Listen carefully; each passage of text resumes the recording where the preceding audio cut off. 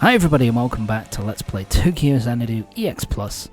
So last time out, Ko and Mitsuki went off to try and find Asuka after she got kidnapped and sent inside of an Eclipse. And we ended up trying to fight off against... and we ended up going into said Eclipse and fighting off against... facing off against a Black Hound. Greed. So it leads us to this point where basically we've got the Eclipse is kind of done for at this point.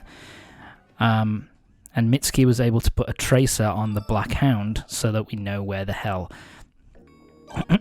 this thing has gone to. So now it's up to us to head over to Morimiya Memorial Park and to finally take down this Black Hound once and for all. And once we've done that, hopefully it'll lead us to where Asuka is. So let's get going. Once again, this is the last part where we're going to have a bit of where we're going to have some video glitches. I apologize for that. I was having real recording issues at this point. After my Elgato HD60 Pro died on me. But this is pretty much the last part of the noticeable video hiccups. So it should be okay after this part. After that we should be okay. So yeah. So now we've headed over to Morimiya Memorial Park. And we're in the Grove, where new eclipses kind of arose. Oh god, I hate that. Sorry. And this is where the dog has ended up. So yeah, the rest of the gang's all here, so now we can have a full party to head in and take on the Black Hound Grim Greed. So let's get going, shall we?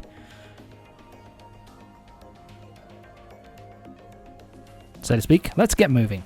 And away we go. Video glitches and all. Ah, fuck it. I only wish I wasn't so lazy.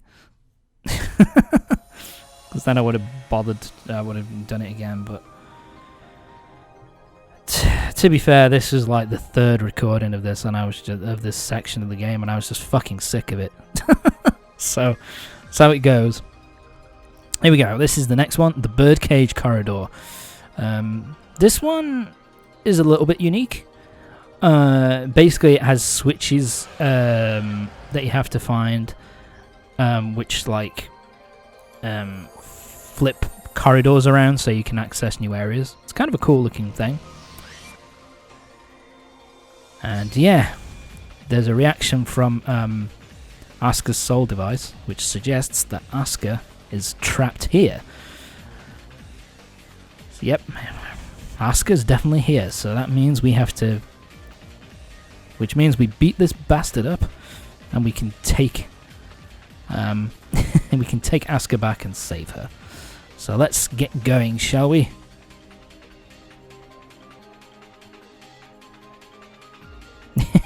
I like that. I'm gonna save her, and then I'm gonna shout in her face. Dumb bitch. Let's get going, shall we?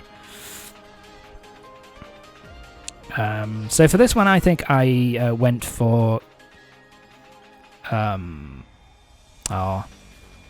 sad recollections. Let's go. All I can say is thank God the audio didn't desync. But anyway, sorry. So yeah, for this one I picked, I believe, Ko, Mitsuki, and Sora. So yeah, let's get going on this, shall we? Ugh, I hate it. I hate it so much. Wind. Fuck you. There we go. So yeah, this one is kind of built up as like a whole bunch of corridors with like little square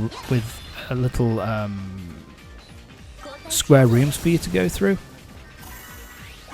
There's Mitsuki with her missiles. I do like how her ranged attack looks. Kind of a whole bunch of missiles firing off. Fuck you. Time to die. So yeah, it's basically a bunch of corridors, primarily. Which I guess makes sense, considering what you have to do, where you have to kind of like find switches to kind of flip the corridors around so you can access new areas. But in the end, I think it ends up making it look a little bit... what's the word I'm looking for? It makes it a bit... The design's a bit bland in this dungeon. I'll hit it again. There you go. So yeah. So now it flips and boop. I do like how that looks actually. It's kind of a cool little thing. I also like the background. You know, kind of looking outside of the dungeon itself. Kind of that purpley, dark, kind of starry sky. Looks kind of awesome.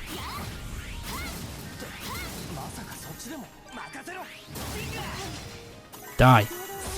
There you go. Do I go back for this stuff? Yes, I do. I'm not bored yet. I'm not like, just fuck it, let's just move on, shall we? Yeah, so hit this one first. To allow this to shift out the way so we can move on to the next area. Yeah, hit that on your way around because otherwise you'll have to come back and re-hit it. It's just a little bit of a pain. In case you were wondering as well, you can't just hit that one there. I think that's primarily to reset it if you want to put it back to the way it was originally. Yeah, do I get fed up? No, I don't. I just long range shot him in the face. And there we go.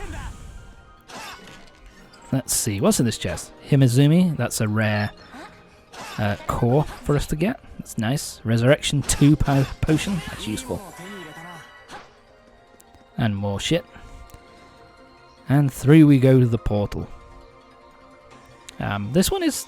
That's also slightly different about this. There aren't a lot of dungeons up to this point in the game which have multiple areas. I think there's only one other that did that up until this point.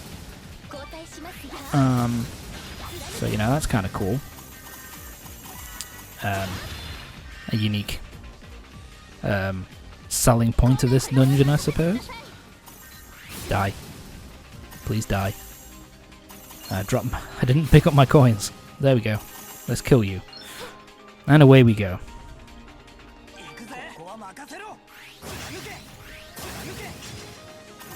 Wow, you didn't die in one shot. That's rude. You should die in one shot. Because I say so. Fuck off. So yeah, the second area is a bit more multiple levels, and it introduces a new thing, which is using your charge attack to hit multiple switches at once. Oh my god! Can't believe how bad this video glitching was. It's so annoying. I hate it so much. I remember it happening a lot with my first ever Let's Play I did. There was a large section of my original recording of Batman Arkham Asylum which completely screwed up. It was a complete incomprehensible mess. And of course at that time I just was not in the mood to kind of re-record it all over again. Because I would have had to start the whole game over again with Arkham Asylum. Because there's only one save file. So I just had to kind of put up with it. Similar thing happened with Persona 4... Persona 4 Golden. Antidote, baby. Same thing happened with Persona 4 Golden, but with that at least I had made another save file. So at the very least I could just re-record that 2-hour section and everything was fine. Just a real pain in the ass. Anyway, so with this area... Oh my god. Basically with this one, now there's 2 lots of switches and you just basically have to hit one set and hit the second set before the first set go off. Pretty straightforward puzzle, but it's nice that they're adding little puzzles here and there to kind of keep it interesting. Emerald Jacket. In a normal playthrough, it's a pretty useful piece of equipment at this point in the game, but of course, with my end game equipment, I don't really need it. New Game Plus, baby. Let's kill you. I'm sorry, Sora, we don't need you at the moment. I remember at this point, because we're nearing the end of the recording now, of this recording section, and I was pretty hacked off, and just like, alright, fuck it, I'm just done. I just want to finish the recording now. I'm just fed up. I've had enough. This is not like I hate this game. I love this game, but you know, when you record the same section 3 times, it tends to piss you off. Right, activate switch, and that opens up the way to the end of the dungeon. So let's get going, shall we? Oh, I hate it so much. Oh, I should really stop moaning. What's done is done, but whatever. After this part, we'll be fine, so fuck it. And there we are, end of the dungeon. Do we have a boss? Nope. We just have a chest. Breath Potion 3, nice. That'll be useful.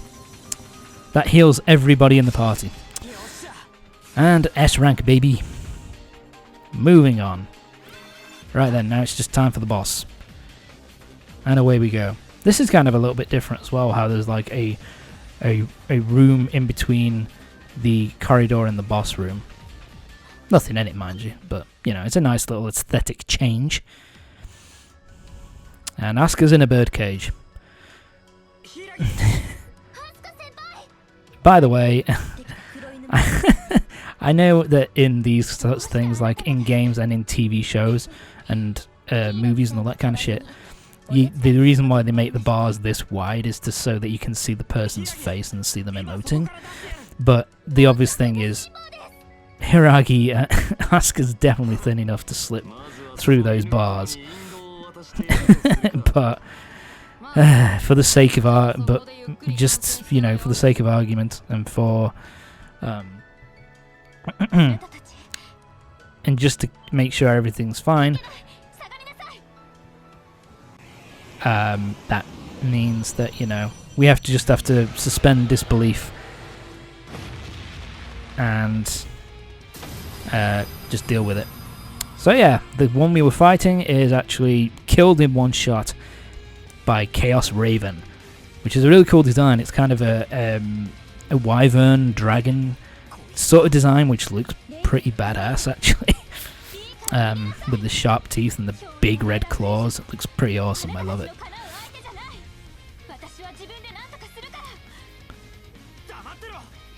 Asuka, how the fuck are you going to deal with it yourself when you're trapped in a goddamn cage? You don't even have your soul device, you dumbass. What do you think is going to happen? So yeah, this is the strongest grim greed that we've had to face so far.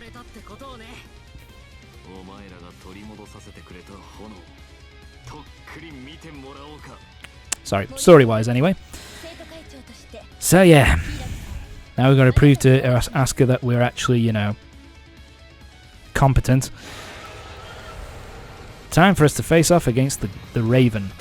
Doesn't have a weakness. He's also a bit of a pain in the ass. So the first attack that he had was the Peck Attack, which is kind of which is pretty quick and kind of annoying to deal with. He can then shoot homing shots, which are probably the most annoying to deal with because they deal a decent amount of damage, and their homing properties obviously make them a real pain to avoid. And then the easiest attack that he's got, which is actually which you want him to use. Okay, so with this thing, the 3 tornadoes, energy tornadoes, they will only like attack you if you're only hit you if you're in front of him. So just avoid him. Just don't stand in front of him and you'll be just fine. And the diving attack is actually the easiest one to avoid.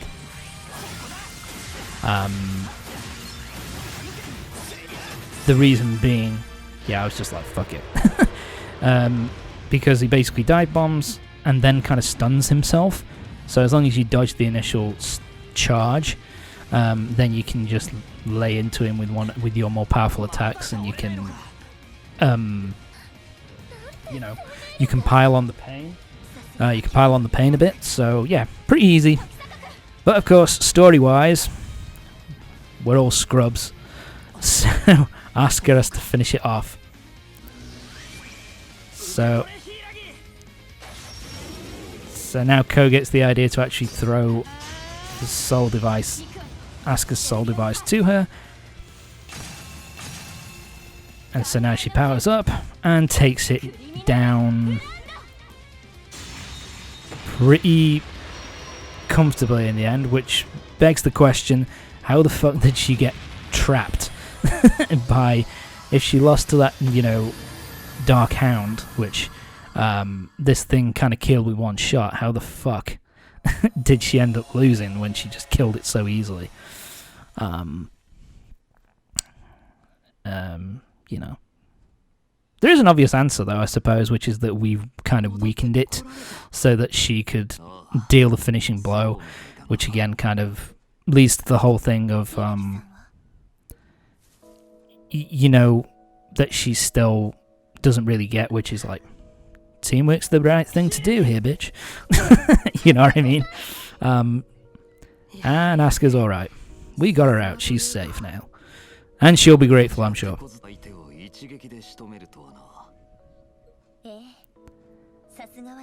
What the fuck are you talking about, Shiori? We were kicking that thing's ass. I'll have you know. What a load of bollocks. So you can kind of tell here that even as she kind of goes back to her old ways, she's kind of thinking to herself, that was kind of lame, wasn't it? That I got trapped like that. She's still not happy.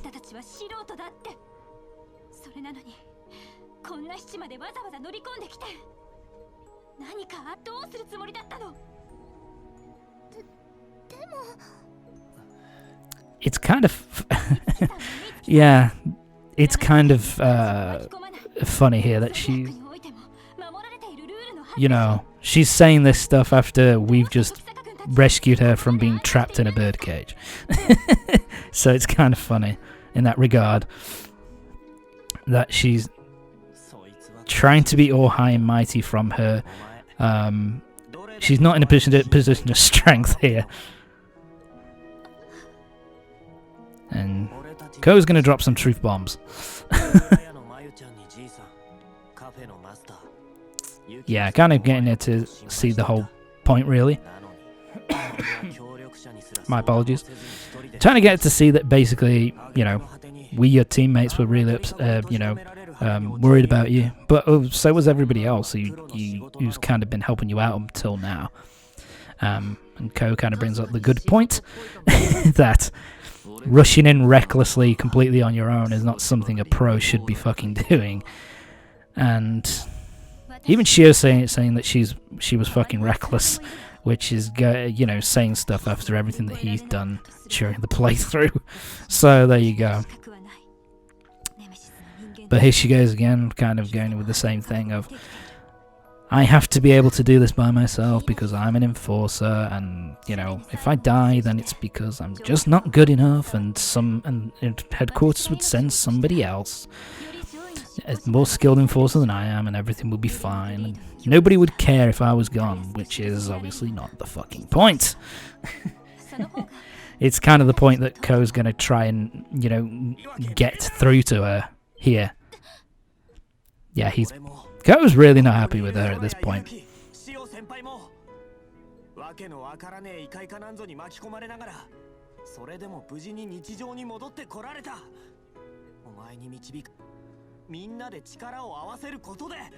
Yep, which is the whole fucking point. You know, with her, it's the reason why they've been able to get through everything thus far is because she led them, and they all worked together to kind of defeat these eclipses. It wasn't because she could do it all it wasn't just because she did it all by herself.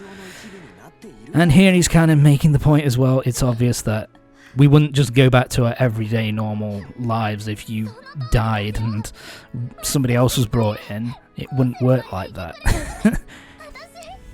If Asuka bit the dust, they would find it really fucking difficult to go back to their normal lives because they lost someone important to them, and she doesn't kind of Asuka doesn't quite understand that until Ko has to spell it out for her, which is kind of like dumb on her part, to be fair. But you know, he kind of gets it through to her at this point that, you know, we wouldn't just go back to normal if you were no longer around, you know, because you've become our friend, and we want you to, you know, trust all of us in the same way that we trust you, kind of thing.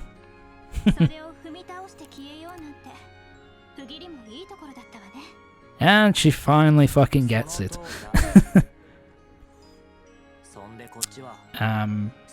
But I like this moment because it's finally a kind of a little bit of character development, because it's been something that has been a thing with Asuka from pretty much the start of the game, of her not wanting to let herself kind of, if you like, be vulnerable with all these people and trust them to kind of help her out and do her, you know, do her job more efficiently and better, as it were. And so I like this moment because it's a bit of finally a bit of a realization that, yeah, if we all stick together, everything will be just fine, and, you know, we're all in this together, kind of thing. But anyway, Mitsuki and Asuka have got their underground faces on again, business faces, because of course it's not fucking over. So yeah, basically that thing that we just defeated was an Elder Greed. But it's not the source of all this stuff that's happening. Basically, it's basically something that can affect the real world in the way this is a Grim Greed, which is way more powerful than the monsters we've been facing up until this point. Even that bird was only an Elder Greed and not a full-on Grim Greed. And yeah, so it should be a big thing that basically we've got a Raven. So the kin that have appeared up until this point have been a Raven, a Black Hound, and a couple of kind of ghostly hands. The Hand of Shadow, the Black Dog, and the Demon Bird. They're all creatures that are part of folklore and fairy tales. When have we heard about folklore and fairy tales during this chapter? Can you tell? Yep, that's right. Shiori was talking about how how recently she's been reading a lot of folklore and fairy tales. So why don't we... So now Ko's going to check up on Shiori just to make sure that his hunch is not 100% wrong. To make sure his hunch isn't right. So let's see what happens, shall we? So Shiori's still at school at this point.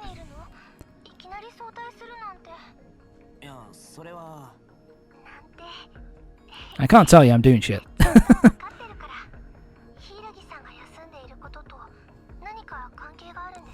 Yeah, and Shiori kind of gets it pretty immediately. So, yeah. Okay, well, she's obviously very intuitive, I guess. It seems that way anyway.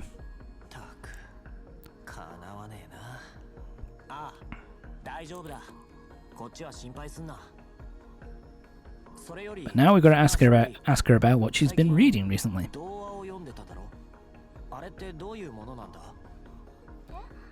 So yes, what's the fairy tale? Witch of the Misty Castle. So what's this about?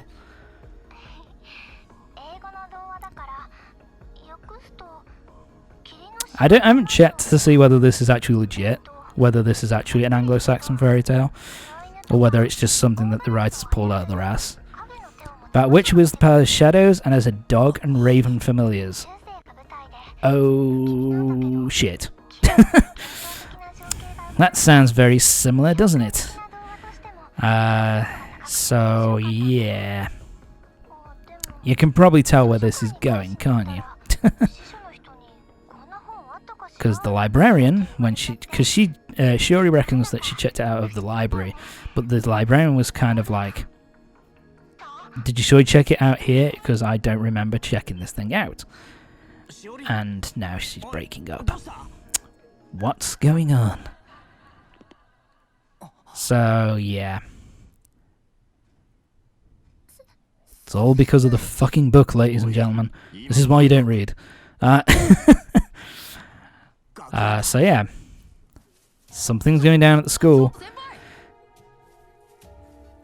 And it's so Shiori's in a lot of danger. But we won't be finding out what's going on until the next part. Way to go, Mitsuki. Get going on it immediately. So yeah, join me next time for the next part of Tokyo Xanadu EX Plus, when we'll be heading to the school to try and rescue Shiori and the other people at the school who've been caught up in this grim greed bullshit. So join me next time for the next part of Tokyo Xanadu EX Plus, where Ko tries to head off to rescue Shiori and the rest of the school from this grim greed. Yeah, see you next time.